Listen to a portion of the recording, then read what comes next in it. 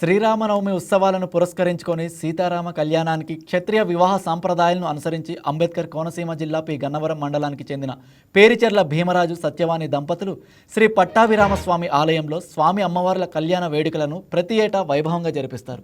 ఈ క్రమంలోనే శ్రీరామనవమి ఉత్సవాల్లో భాగంగా స్వామి అమ్మవార్ల కళ్యాణానికి ప్రత్యేకంగా కంతెసారెను సిద్ధం చేశారు.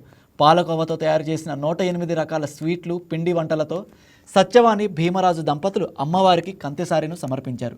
17 ఏళ్లుగా ప్రతి ఏడాది స్థానిక మహిళల సహకారంతో శ్రీరామనవమి సందర్భంగా స్వామి అమ్మవార్లకు స్వీట్లు తయారు చేసి సారెను సిద్ధం చేస్తున్నారు.